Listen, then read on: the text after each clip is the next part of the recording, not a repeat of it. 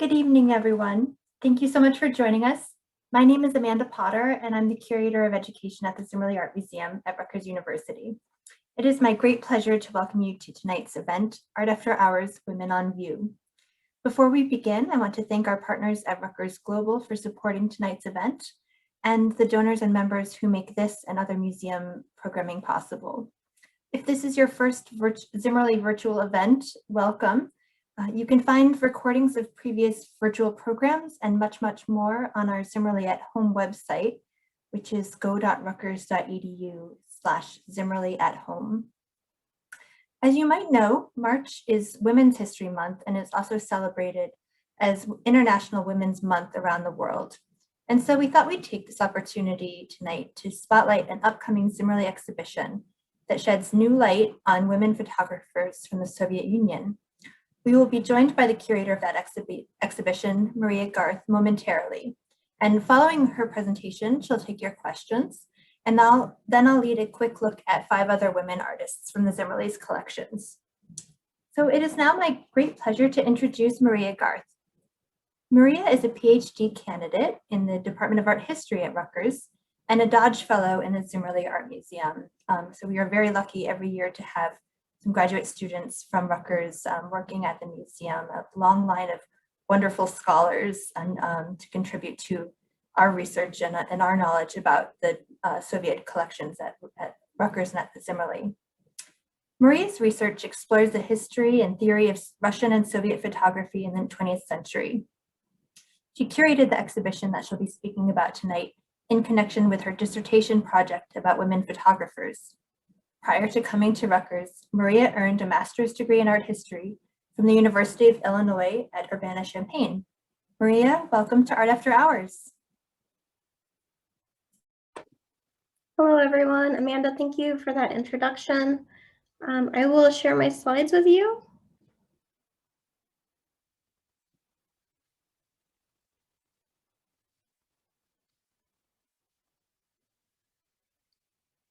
So thank you everyone for being here tonight. I'm really excited to share this exhibition with you. So the exhibition Communism Through the Lens, Everyday Life Captured by Women Photographers in the Dodge Collection, which will be on view virtually at the Zimmerli this spring, is going to open soon. And as Amanda said, we thought that we would give you a little preview of that exhibition so that you could see what we have planned. We hope to show it virtually, and we will have information about that to share soon. So this exhibition poses the question, what did it mean to be a woman photographer in the Soviet Union? For the artists in this exhibition, this was a critical and formative question during much of the 20th century, spanning from the 1920s, beginning with photography after the Russian Revolution, and ending with the 1990s, after the end of the Soviet Union. This exhibition includes over 130 objects in total, featuring photography, books, and journals, all from the Zimmerli's Norton and Nancy Dodge collection of nonconformist art from the Soviet Union. This is an important landmark collection of over 20,000 works of art by more than 1,000 artists. And it has an enormous amount of potential, and it was exciting for me to learn about the collection while curating the exhibition. So today I'm going to introduce you to some of the main themes of this exhibition by diving right in and showing a selection of photographs by several different photographers. As you'll see, the exhibition takes a transnational approach by showing works that originate from several of the former republics of the Soviet Union, including present-day Russia, Latvia, Lithuania, Ukraine, Estonia, and Kazakhstan. So as Amanda said, we'll ask you to hold your questions until the end, and then we will have a Q&A right after this presentation. And with that, let's get started. So the first image that I want to start with is this photograph by Olga Ignatovich from the 1930s. It's called Start, and I think you can see why.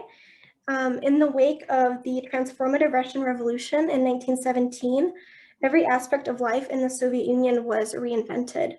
And that includes what it meant to be an artist and a photographer in this new society. For photographers like Olga Ignatovich, it meant that the new egalitarian values of gender equality in the Soviet Union made it possible for women to become photographers. They could now publish in photography journals and show in exhibitions more than before. Olga Ignatovich began her career as a photographer in the 1920s and continued working long into the 1960s.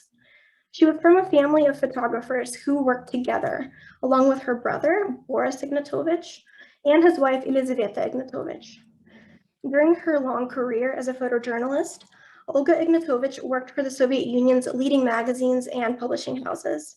She was a photo correspondent during World War II, taking photographs of the Russian army on the front lines in Europe. So she had a very prolific career. And I'd like to start with this example because it shows the social documentary focus of photography in the early years of the Soviet Union right after the revolution. And one of my favorite things about this image is the unusual angle from which it's taken. Those of you who are familiar with Soviet photography might recognize the influence of Alexander Rodchenko, who is typically associated with modernist photography from this time period. He and Boris Ignatovich, Olga's brother, both advocated for photographers to take photos from unusual angles like this, also from the side, below, or above. And the point was that the convention at the time was to take images straight on, and they wanted to subvert that. So Olga Ignatovich takes that approach with this image, and it shows how people might actually see versus a vantage point that might be more artificial. This sort of mimics the way that we actually see when we're looking, when we're not behind the camera. And one of the things I really like about Olga Ignatovich's images is the way that she photographed everyday people. A lot of her subjects are industrial workers, athletes, soldiers, in a lot of ways just women who are visible in society in non-traditional ways and outside of the domestic sphere, which is important during this time period. So here we see two competing runners, and they're shown from the perspective of the starting line as they race toward a finish line, which you can see in the back, and there's stands of fans kind of to the right and straight ahead. So what this image does is it really provokes your eye to move right into the center. And the other thing I wanted to say about this is this sort of brings up the question of athleticism and women in sports. The 1930s are well known for the rise of the physical culture movement and just the general emphasis on sports and physical activity in the Soviet Union. And this also meant that women were active in athletic competitions and sports in general more than ever before. So this image captures that moment really well. The next image I'd like to look at is Valentina Kulagina's Untitled from 1938. This is a really interesting body of work because Kulagina created this image as part of a series for the All-Union Agricultural Exhibition. She's well known as a photomontage artist, but she was also an artist and designer and a photographer. And for this project, she was commissioned by the Soviet state to create this project and design large murals for the panels of the pavilions. So in the pavilion grounds, there were different rooms, different buildings that you could go into and see different aspects of the Soviet Union's agricultural production. And so images like this would have been life-size, almost wallpaper-like on the walls, and they were intended to show the abundance of the Soviet nature and the Soviet environment. So Kulagina used the technique of photomontage to create these panels, seamlessly combining photographs of livestock and nature into idealized compositions of agrarian life, since the theme was precisely the agricultural abundance of the Soviet Union. And in this close-up here, I think you can see some of her technique.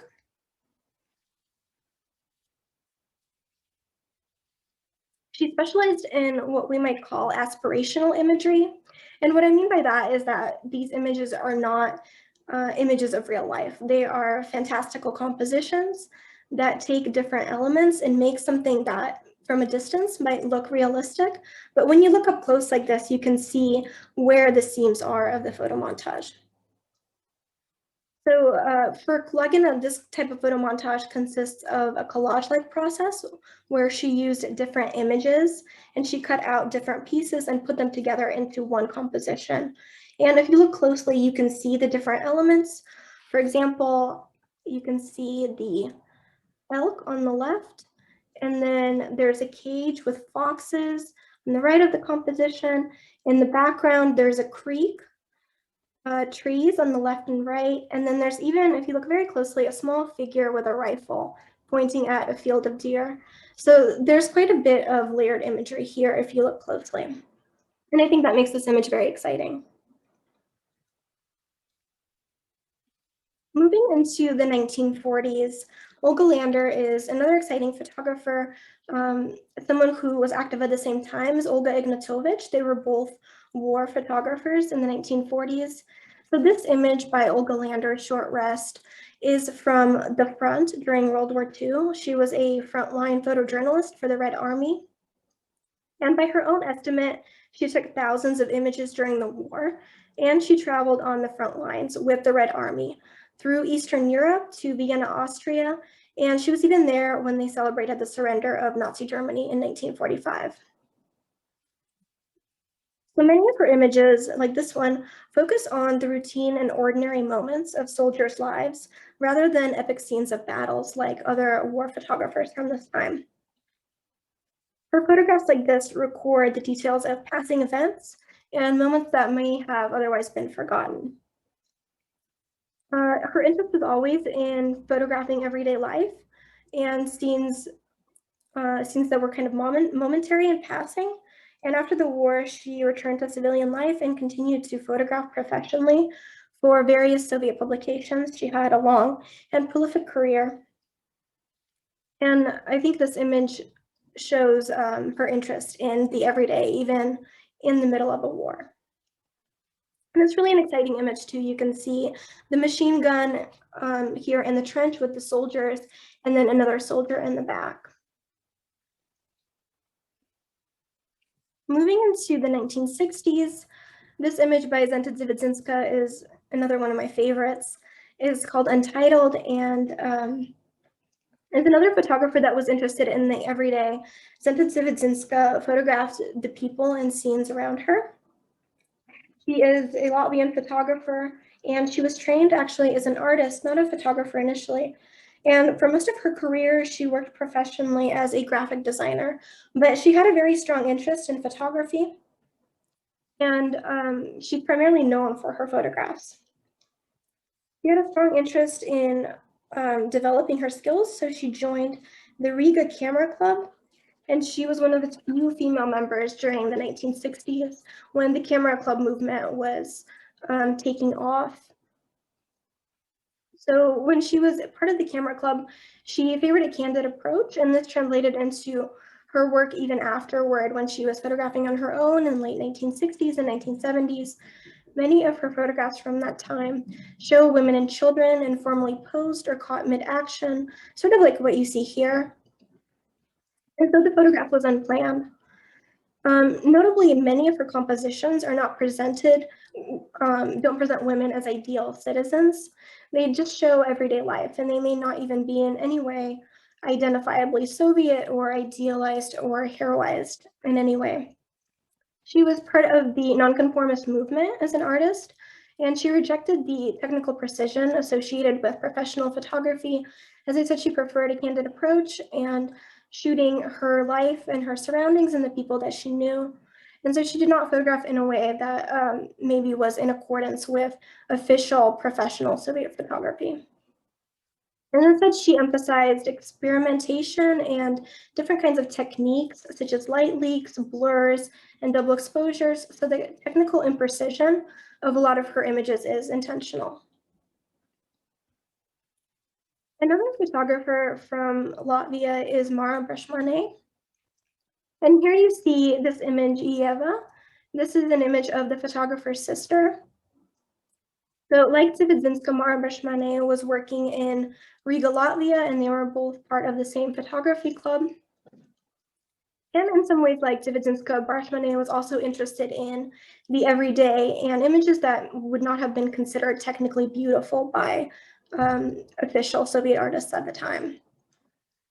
In this photograph, she connects the female figure to the natural surroundings, and she called her sister a hippie. Since this was during the late 1960s, her sister was interested in the youth movements that were happening in Europe at the time.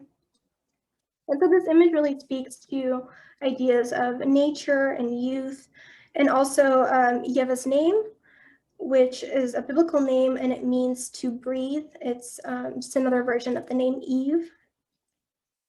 So with this image, Barshmané really wanted to capture the kindness of her sister and someone who loved other people. And you can see the close-up here. It's really striking. Moving on to Lialia Kuznetsova from the 1970s. She's a really great photographer and one that I really wanted to include in this exhibition. One of the most interesting things about her work is the way that she captures everyday life in the Kazakh Republic of the Soviet Union, which is present-day Kazakhstan. At the beginning of her career, some of her first photographs were of the Romani people that she had come to know. And she took these images outside of her hometown, Oradsk. In a lot of ways, this series launched her career as a photographer. Images like this one are really stark and arresting, and they offer an insight into a community that many people don't know about. She was interested in photographing the Romani people, even though she wasn't one of them, because she wanted to show their way of life, and in some ways to destigmatize them. And this is a really striking image for me. You can see the two figures in the foreground, but there's also figures in the back if you look closely, and even a child in the foreground on the right. Notably, the woman in the center is carrying a wooden carrying stick with buckets for water. And I really like this off-center framing. I think it's really interesting.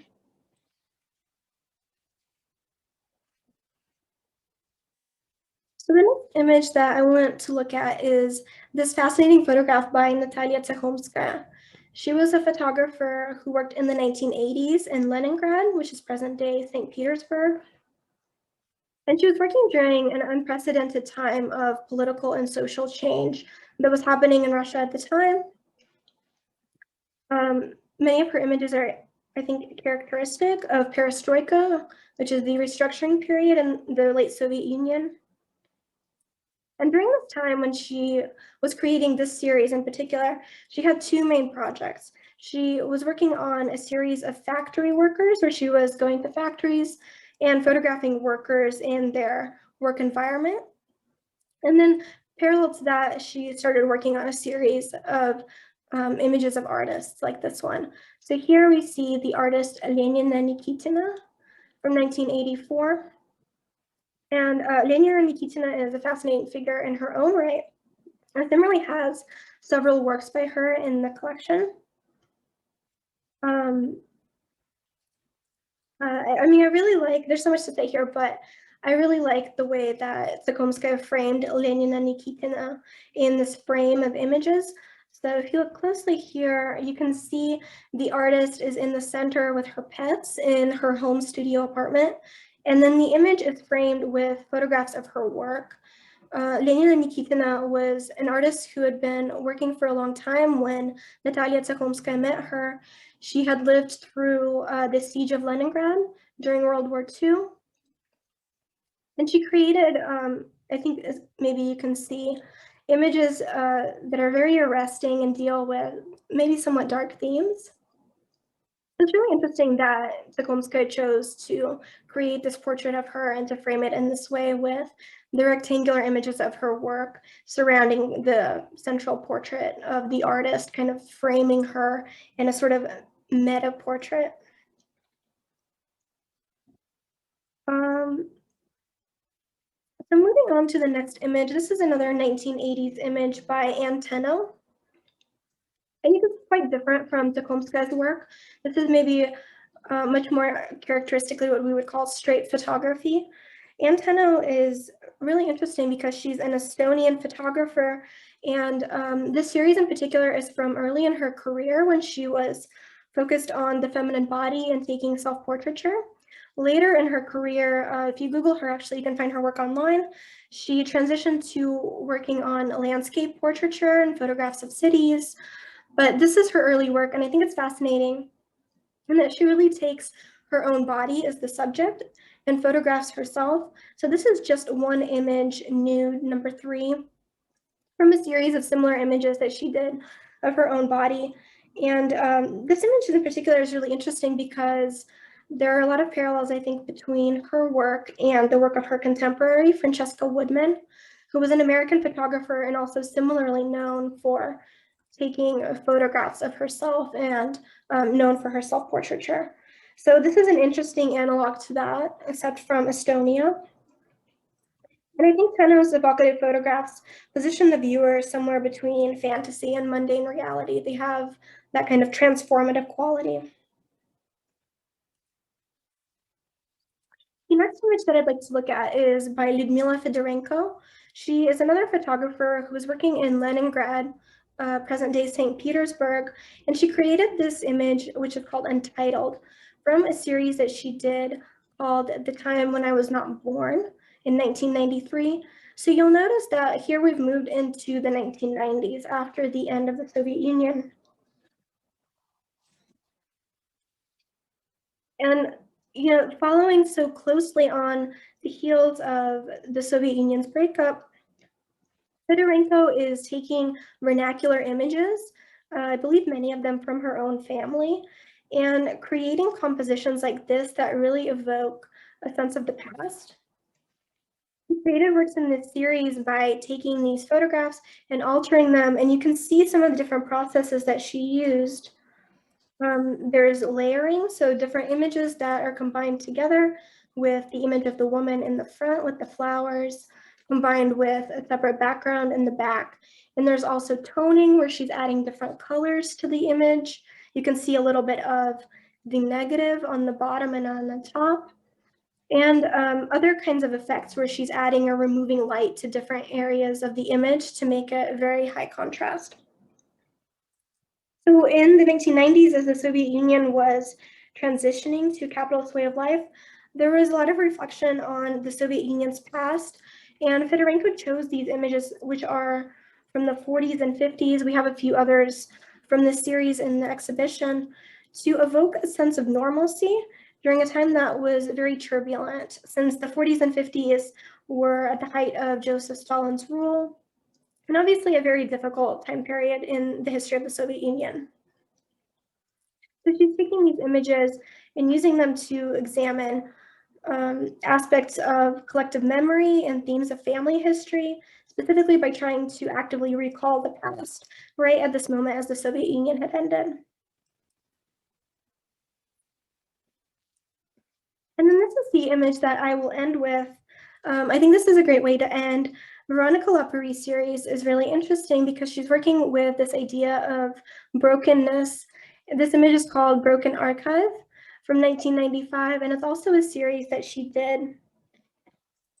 The effect that she used here is kind of breaking up or shattering that you'll see. She was working with original glass plate negatives, which are large photographs that are very sharp and in focus.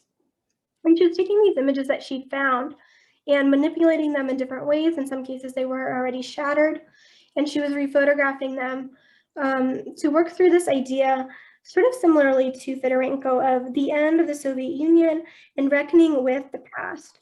And there's something, I think, arresting and maybe even a little bit uncomfortable with the way that she's taking this image of this happy group of people who are relaxing on the beach and breaking it up and really making you think about what this means as she's working in the 1990s and re-examining the past of the Soviet Union through the present. I think this is part of a larger impulse in post-Soviet art at the time to re-examine the past through the present, and specifically I think it has a lot of resonance for us today, as we might also be thinking about the past and through the present.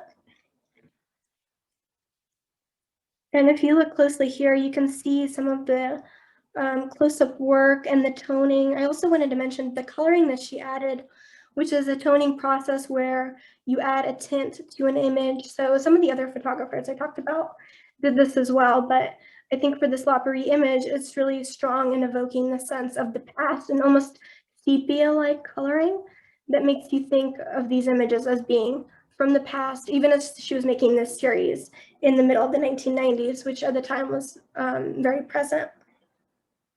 And I think I'll stop there and we can take any questions that you have. Thank you. Thank you so much, Maria. That was really, really wonderful.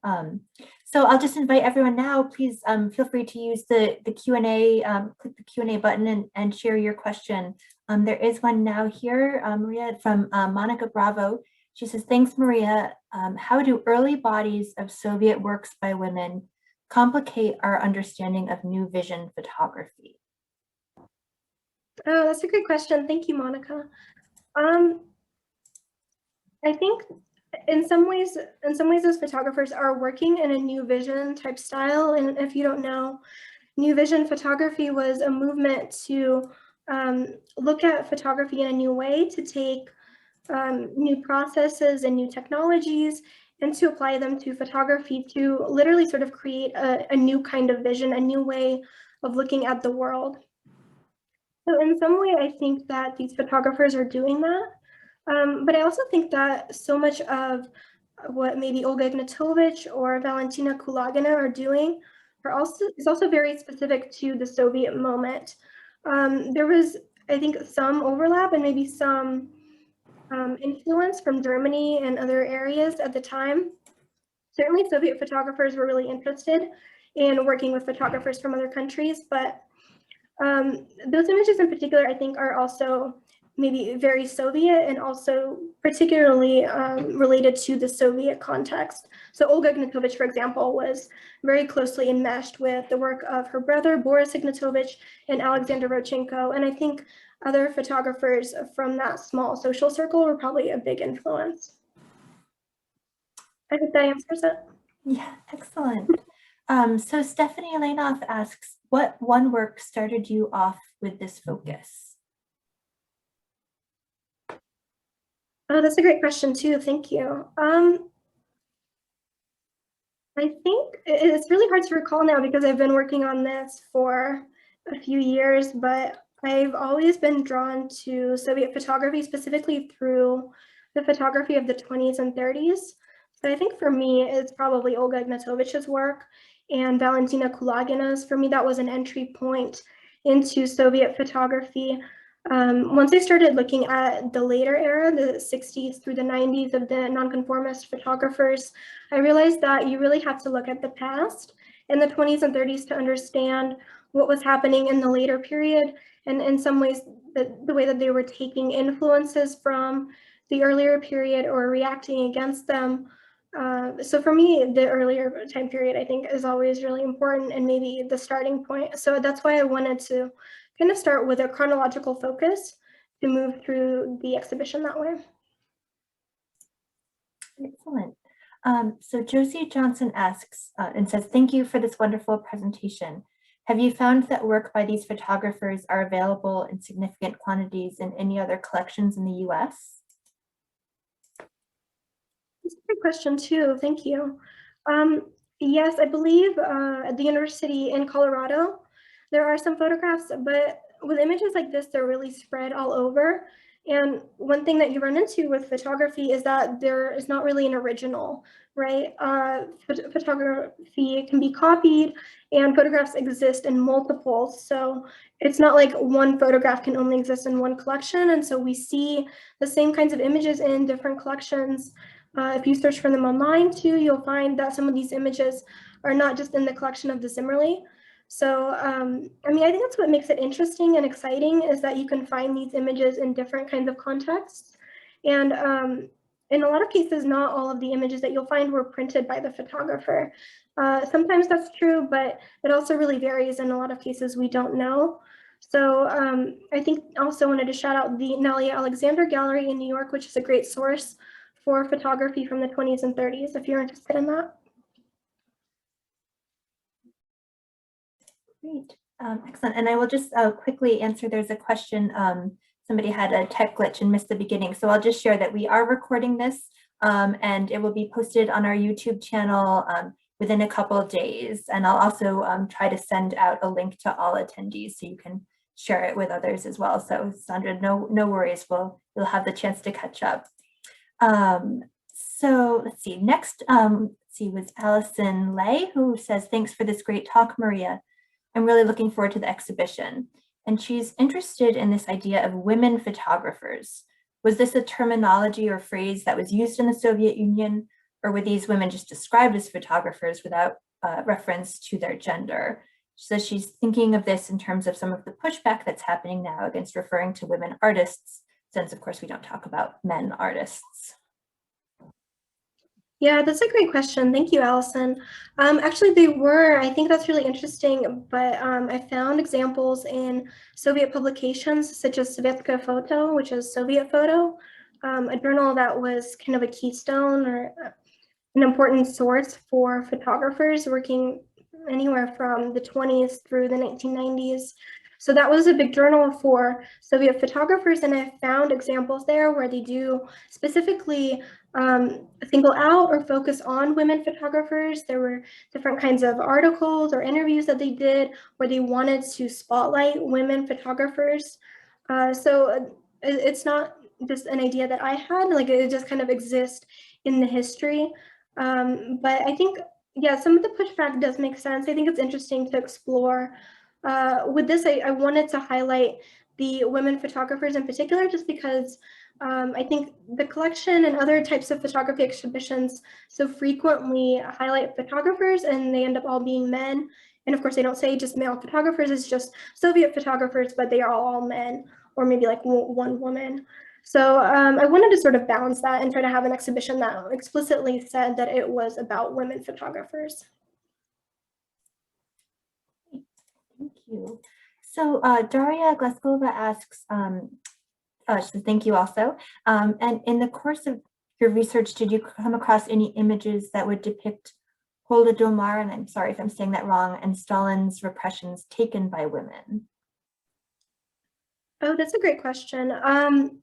Honestly, I think that's probably something that needs to be researched more. As I mentioned at the beginning, the Dodge collection has so many different artists and photographers. So that's something that I think someone could research and figure out. I'm not specifically, I guess, familiar with those works from the collection. I didn't include any photographs like that in this exhibition, but if you're interested, I would encourage you to look into the Zimmerli's collection more and to do research. I know the museum is very open to researchers. Absolutely. So Aris Lindesmans asks a very subjective question. Which single image you have come across has been most haunting for you and why? That's a great question. That's hard to answer. I think maybe the Lyudmila Fedorenko and Veronica Lapéry images that I finished with, where they're using found or vernacular photography from the past and kind of reworking it. I think if you look at those works for any length of time, they start to feel maybe a little bit uncanny. And that's what I like about them. And it's interesting that they were making those works at the end of the Soviet Union, like I said, and trying to reckon with the past. So those are my favorite works, if you're interested in sort of haunted imagery. Yeah, they're some of my favorite as well. Just, I think reckoning with the past is always a really powerful topic for art, for sure. Yeah, absolutely. So Patrick Kamudis asks, and says, thank you for such an interesting and illuminating talk, Maria. Since your exhibition follows women photographers from the post-revolutionary period all the way to the collapse of the USSR, I was wondering if there were any themes or preoccupations that you saw carried throughout the history of women's photography in the USSR. Yeah, that's a great question. Thank you. Yeah, I think there are sort of different moments. I sort of began with avant-garde photography and socialist realism. So maybe the 20s we could characterize as being avant-garde photography, a little bit into the 30s. The 30s were influenced by socialist realism and the shift or the emphasis on realism and making imagery that was kind of palatable to the Soviet state and kind of in accordance with the official style. And then in the 60s, with images like Zenta Dziewidzinska and Mara Brashmane, they're really reacting against official photography and creating images that are for themselves, of their own lives. They're not trying to be explicitly Soviet. And then moving into the 70s and 80s, I think that's where it sort of breaks down, and we're starting to see a lot of different influences with maybe Lialia Kuznetsova's work or Natalia Tsakhomska's work, where they're working at the same time, but Lialia Kuznetsova is working in a kind of social documentary way. And Tsakhomska did that too, but she also experimented and, you know, added coloring and hand tinting to her images. So there are sort of different threads that get pulled through the history, and it starts to really vary, I think. So there are some, but kind of the trajectory of the avant-garde might be one that we could pinpoint. Excellent, great answer. So just a couple more questions. So Adrian Barr asks, Brosman and Tenno obviously went on to become well-known photographers in the post-Soviet period. Do you know if they look back with nostalgia or frustration at their Soviet experience as female artists? Yeah, I think with Mara Brashmane, she's really interested in her past. She has done some recent exhibitions of her work. She recently did a video online where she talked about how she donated her archive from the 60s and 70s, and she's really excited that people are interested in her work from the 60s and 70s. And in this video, she sort of talked about how at first, like, she didn't think that anyone would be interested in those images, but now, because they don't look overtly Soviet, that people are actually more interested in them because they do show everyday life and the kinds of things that were not captured by official photographers and might have been censored. So at least Brashmane, I think, looks on her past with reverence. Like she likes her career. I think she's really interested that people want to know more about her work. And Tenno, I think, is the other one. She's really interesting as well because she's continued to work. And as I said, she's shifted from creating imagery of the body to creating photography about landscape and cities. So there's, I think, something to be said there too for her career trajectory, which is really interesting. Balara Huang asks, it says, thank you, and could you speak a little bit about the collaboration between women photographers with one another, as well as with their male counterparts? What was the culture of experimentation, especially during the nonconformist period? Yeah, that's a really great question. So some of these photographers knew each other. Olga Ignatovich and Valentina Kulagina moved in the same circles, since the kind of circle or the social milieu of Soviet photography in the 20s and 30s was fairly small and everyone did know each other. So a lot of these photographers that were working at least in the 20s and 30s did know each other fairly well. When we move into the 60s and 80s period, the ones maybe who worked in the same city, like Leningrad, I think there's a good chance that they knew each other. I don't know to what extent they worked together, but maybe the closest connection here is Mara Brashmane's work and Zenta Dziewidzinska, since they were part of the same camera club. I don't think that they actively collaborated, but they were working in a very similar way at the same time. And there's one last question, also from Stephanie Lanoff. She asks, how has doing this research changed your own photography? Oh, yeah, thank you. So I sort of came to the history of photography through doing photography. So I think for me, it's just encouraged me to do it. And I hope that if people are here are interested in photography and are themselves photographers, that what you take away from it is that you can do photography no matter who you are, no matter what your circumstances are. I think a lot of these photographers worked with a lot of different constraints, such as not having access to materials or cameras or exhibition opportunities, and they still made images that we're looking at today. And I think that's really powerful. So for me, and I hope for others, that this is encouraging and that it makes you want to make images. And yes, it is always inspiring for sure. And then actually there's one more anonymous question, Maria. You've been so generous with your time. I hope that you don't mind. Somebody asks, just if you could talk a little bit about the parameters for working and exhibiting in the Soviet Union and how it fluctuated over such a long period. So somebody that's kind of new to this time period and this, the situation of the Soviet Union, a very unique history. Yeah, I wish I had more time to go into it. I think perhaps maybe when we do future events, that would be great to talk more about, because that's a great question. And that informs so much of what these photographers did, is the type of exhibition opportunities that they had. So the Valentina Kulagina works that I talked about, that was a formal exhibition that she was contracted to work on. And so that was a clear opportunity for her. She knew she was going to be able to have work in that show, and she was compensated for working on that exhibition, almost like a freelancer. But for other photographers, like maybe the camera club photographers, they didn't have definite exhibition opportunities. It tended to really vary.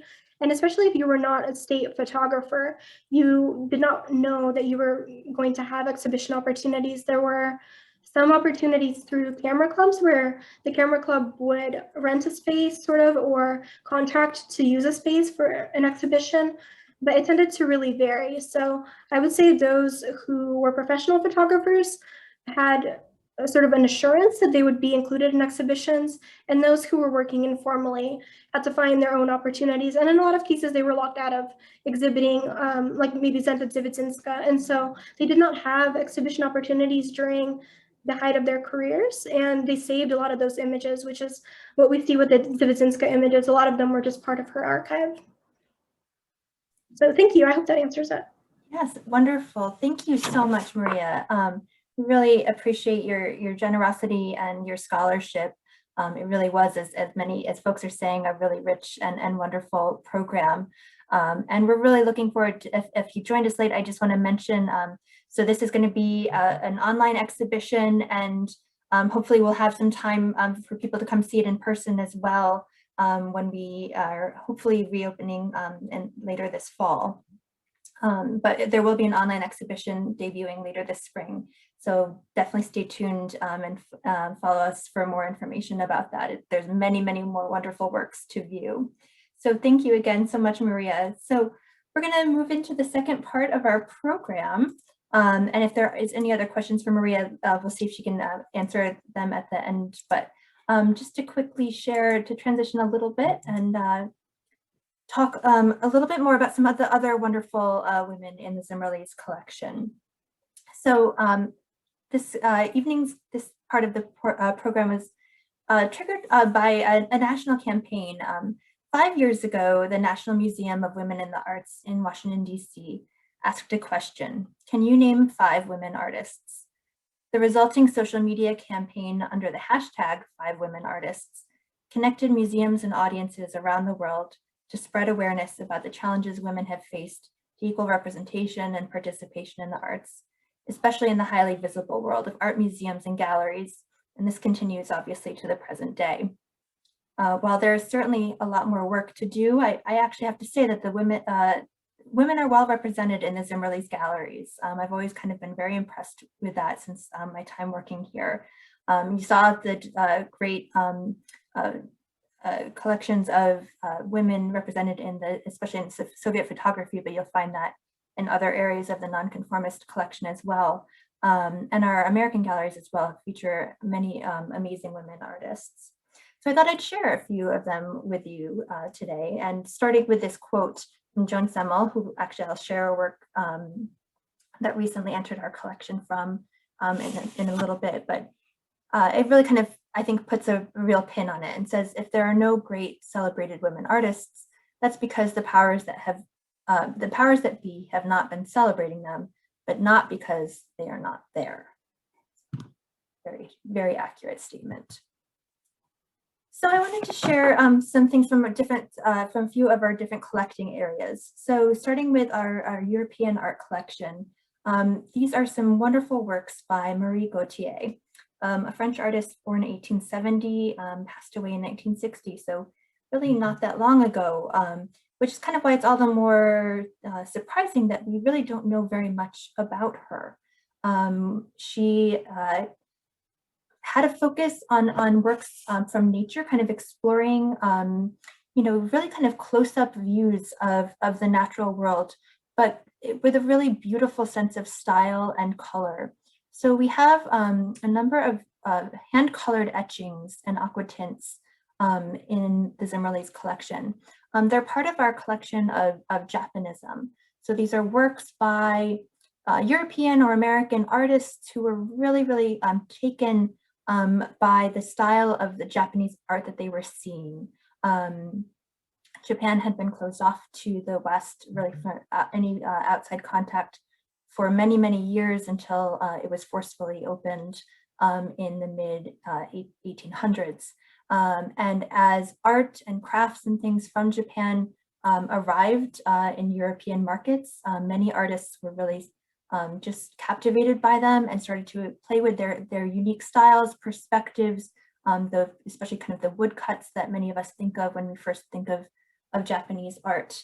And so there's a little bit of that sensibility here. They almost look like woodcuts at first, with kind of the simple compositions, not a lot of shading, and it's kind of very more more reduced color palettes.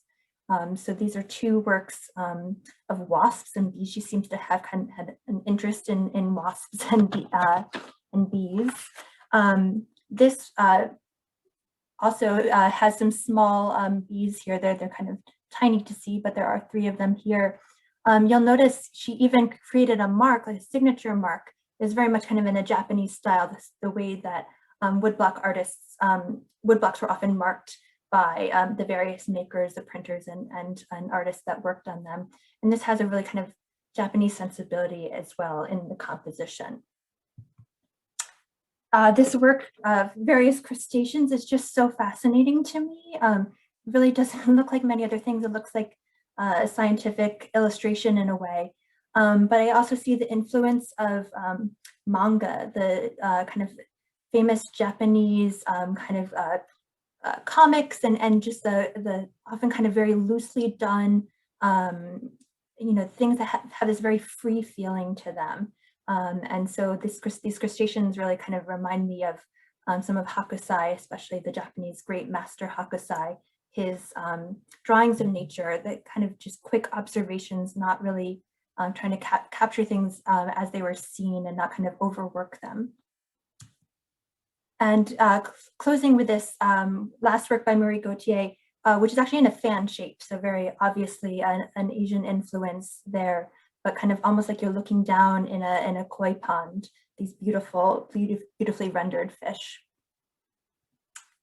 So I accidentally kind of had a nautical connection to some of the artists here. So moving to our collection of illustrations from children's literature, which is, if you're not familiar with our collections, there's always a gallery devoted to these illustrations. So the original paintings, drawings, materials that then get turned into the kind of mass-produced publications, but to see the original works, the original drawings, often which have maybe corrections or things as they're different components of the process. So you probably notice very prominently these marks here. These are registration marks so that the text could be overlaid on these, and you'll see those on several of the next few pages. But you also see kind of some marks here where they're laying out kind of the borders, setting the shape and numbering them. Some of these works have, some of the times in the collections you can see more like editing and revisions and things. So this is, I wanted to showcase Adrienne Adams, a really delightful children's book illustrator. She was born in Arkansas, grew up in Oklahoma, and attended the University of Missouri in 1927. So got an education at a time when many women did not have that opportunity. She taught school in Oklahoma for several years, but actually moved to New York City to pursue a career in design, and she designed murals and textiles, greeting cards, things like that. She dabbled a little bit in book illustration. She actually married an author of children's books, but she didn't really kind of begin as a full-time illustrator until 1952, so when she was well into her 40s. After that time, though, she illustrated more than 30 books. So texts by contemporary authors, but she also did some wonderful illustrations of like Hans Christian Andersen and the Brothers Grimm fairy tales. And she often worked in kind of watercolor, tempera, things like that. So this is a beautiful, from these beautiful paintings from a story, sadly out of print, I believe, called Arion and the Dolphins. So just wanted to share these two. And then if you've visited the Zimmerli in recent years, you might recall seeing this wonderful figure here, the white rat's tail.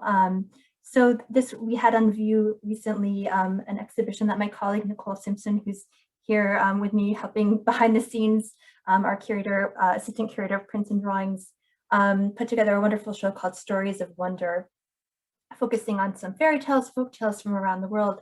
So the white rat's tail is a traditional kind of French fairy tale, dates back to the medieval times, about a childless couple whose pet rat becomes more human-like. And this is the jacket illustration, actually. So this would be, again, I mentioned the kind of split here. So this would be the spine of the book, and then there would be the text overlaid and the title and everything here. And then this is the last page of the book. The princess has actually decided she'd rather revert to rat form and marry another rat.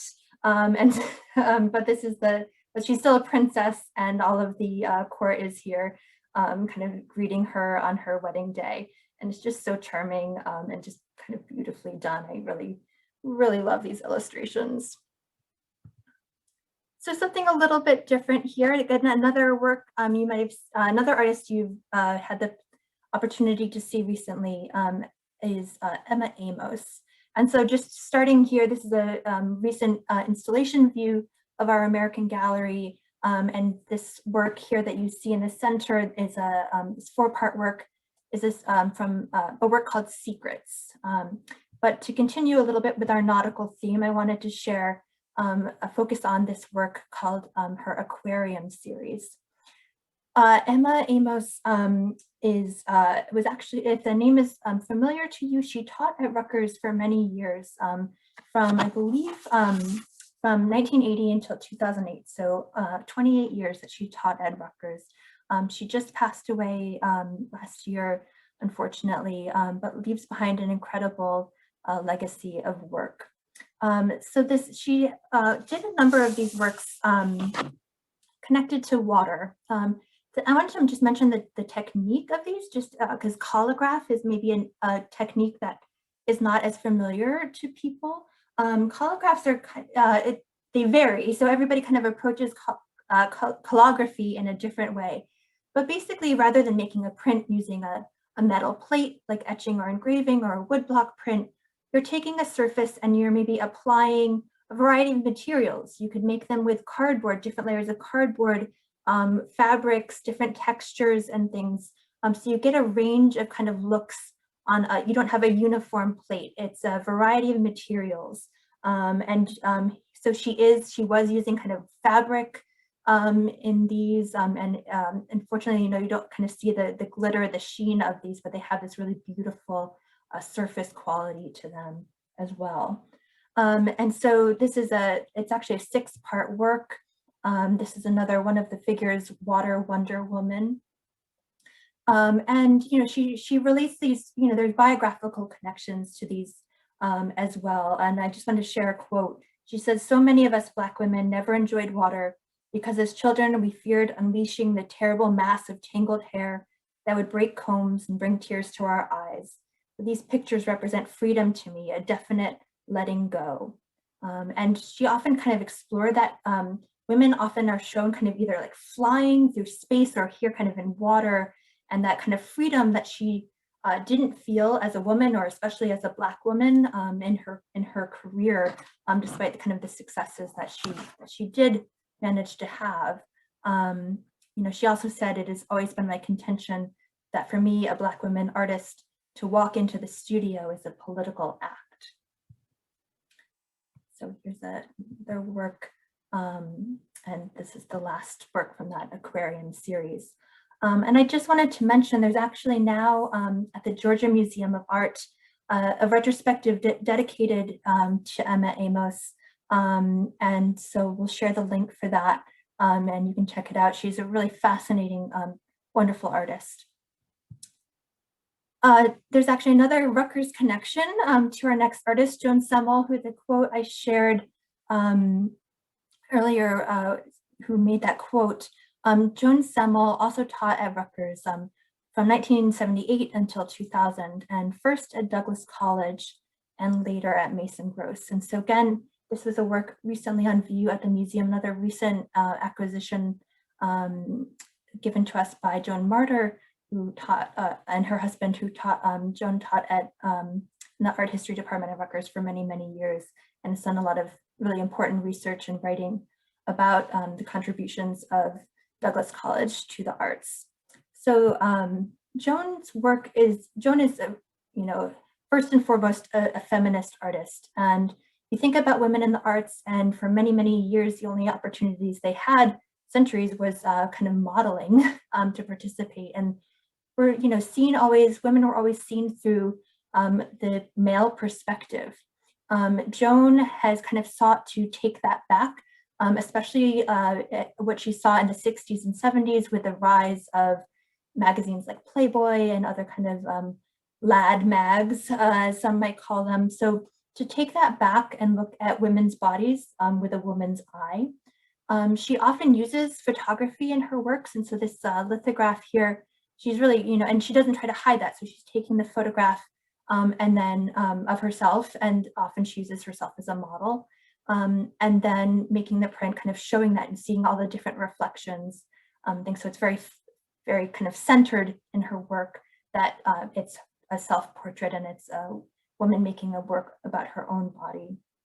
And the aging body as well is another kind of fascinating thing she hasn't shied away from. But to return to this work, slightly earlier work from 1982, it's called Faculty Freeze, and you saw it's a very large work. We broke it up into two sections in our lobby, but could also be seen kind of continuously stretched together like a frieze you would see in a kind of big architectural space. So this is from a time when she was the only woman faculty member in the art department at Douglas College. And it really kind of captures, I think, her experiences. She's not represented here. This is kind of painted from her vantage point. It's just a wonderful work because it captures so much of, I think, you know, some parts of it are just office culture, faculty culture, and things as well.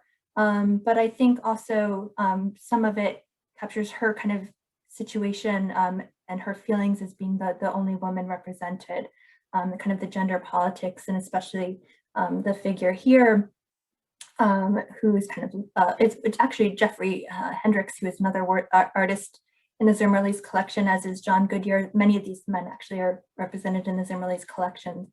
So, you know, looking right back out at us, and, you know, kind of with a somewhat maybe skeptical look, or kind of like a look like we're interrupting in a way. So I think there's a lot of kind of fascinating things to unpack around this work, and I really enjoyed spending time with it this semester, well, not this semester, over the past year that it was on view.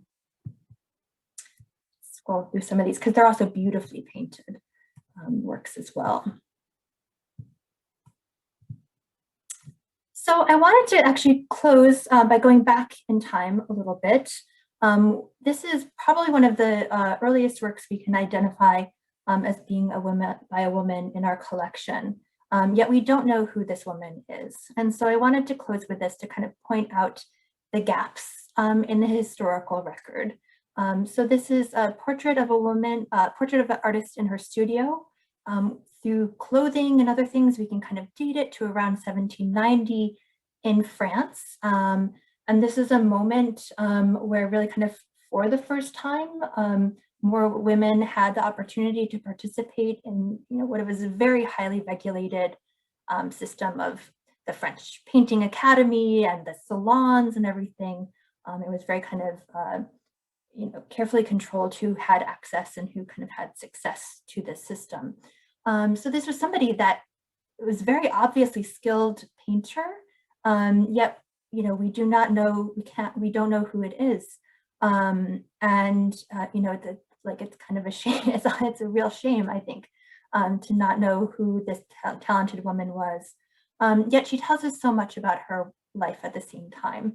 You know, choosing to show herself as a painter with a work on view, you know, or a work in progress. Is this her husband, or, you know, we don't know. We can kind of imagine, we can kind of assume that this is her son behind her. We see the dog too, so a little bit of a peek into her domestic life, but also the seriousness of her work as an artist as well. There's another work hanging on the wall. There are some the kind of like statues, sculpted heads that they would use to kind of capture expressions and things, and the curtain, which kind of was, you know, commonly used to frame as part of a composition. And, you know, so there's a lot of truth. I think there's a lot of information in this, yet there's also some fiction as well. I always like to point out to students that, you know, this is a very fine gown that she's painting in, and is probably not actually what an artist would have been painted in, at least certainly not a white dress. So wanting to show, you know, portraiture is always about a negotiation of self and how you want to represent oneself. And so it's a beautiful picture, and I hope someday maybe we do know more about the woman that created it. So before we close, I just want to tease some of our upcoming events. We have a lot coming up this month. So a few things, we have a free family art class this weekend, Saturday at 10 a.m. Well, you can register to get the Zoom link. We have an art class with Wes Sherman, one of our great teaching artists, and then a free workshop also next Saturday, the 13th. This is a partnership we've been doing with a wonderful organization called Sister Work. And so this will be some focus on life drawing as well. We also have a members event with another wonderful Rutgers alum artist, Joan Snyder, who also another fabulous woman in our collection, coming up on Thursday, March 18th, and an artist talk with Sadie Barnett, who will be represented in our upcoming show about Angela Davis in the fall of 2021. So you can get details, more information, and there's even more than that to come at our also at the Zimmerli at Home website, which you can reach the events page specifically by going to go.rutgers.edu/Zimmerli events. So I will stop my share here and just thank everyone. So, well, if there are any questions, I will happily answer them. So please do feel free to drop them in the Q&A if you have any questions I can answer about the artists that I shared, or other kind of questions about what we're up to. But if there are any other questions, I will just say thank you so much for joining us for this evening's program. I want to thank Maria and our co-sponsors at Rutgers Global, and my colleague Nicole Simpson, and everyone for making tonight's programming possible. I also just wanted to mention it's Maria's birthday today, so we want to wish Maria a happy birthday and thank her for spending the time with us on our first Tuesday of the month. We do have another great program planned for first Tuesday in April, focusing on Musings by Moonlight, a show looking at some of the Japanese prints that were engaged, kind of representing the moon. A great collaboration with a Rutgers class in the Asian Languages and Cultures department, and we're really excited to share that with you. So again, thank you all so much for joining us. We hope we'll see you at another event soon, and we wish you all good health. Thanks so much.